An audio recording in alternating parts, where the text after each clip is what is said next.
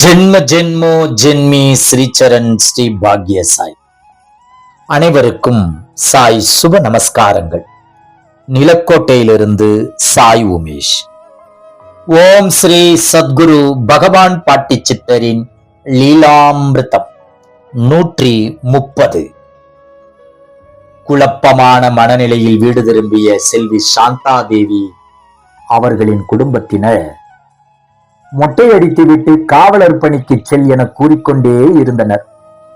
இவருக்கும் ஜடாமுடியுடன் காவலர் பணிக்கு செல்வது மிக சிரமமாக இருக்கவே வேறு யாராவது சித்தரிடம் முடியை எடுத்து விடலாமா என உத்தரவு கேட்போம். அவர்கள் சரி என்று கூறிவிட்டால் உடனே மொட்டை போட்டுவிட்டு போலீஸ் வேலையை தொடரலாம் என செல்வி சாந்தா தேவி அவர்களுக்கும் தோன்றியது.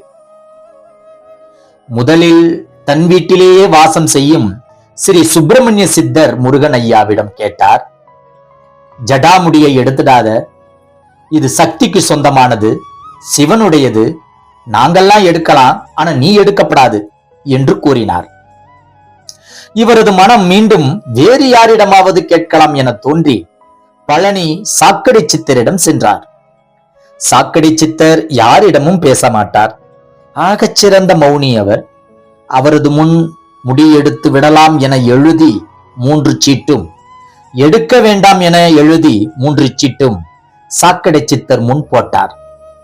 சாக்கடை சித்தர் சுவாமிகள் முடியை எடுக்க வேண்டாம் என எழுதிய 3 சீட்டை எடுத்து செல்வி சாந்தா தேவி அவர்களின் கையில் கொடுத்தார்.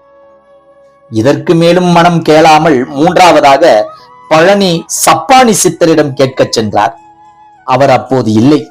இவரை காண அவருக்கு விருப்பமில்லை போல என தானே நொந்து கொண்டு யூகித்துக் கொண்டு நேரே பொள்ளாச்சி புறவிப்பாளையம் வள்ளியம்மாள் சித்தரை கண்டு முடி எடுத்து விடவா என சொல்லி சாந்தா தேவி கேட்க, அந்த புனிதவதி எடுத்துடாதடி, இது சக்தியினுடையது என்று கூறினார்.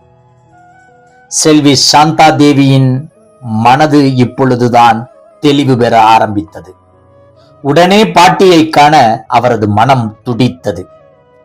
கிளம்பி புறப்பட்டு போனார் டாக்டர் நடராஜன் ஐயா தோட்டத்திற்கு.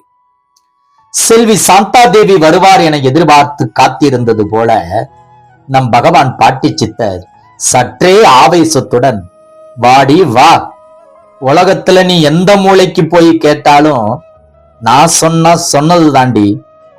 என்னடி பெரிய அரசாங்கம், நான் தாண்டி அரசாங்கம், நான் தாண்டி பெரிய அரசாங்கம், என்னை விட எதிரி பெருசு என்று கோபாவேசத்துடன் திட்ட ஆரம்பித்தார். அன்றைய தினம் பாட்டியார் ஆண்கள் அணியும் சட்டையும் வேஷ்டியும் கட்டியிருந்தார்கள்.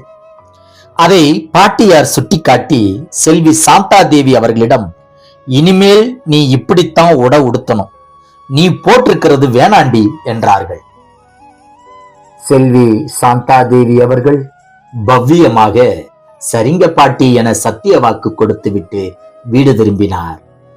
நாளைய காணொளியில் சந்திப்போம். ஜெய் குரு பாட்டி, நற்பவி பாட்டி.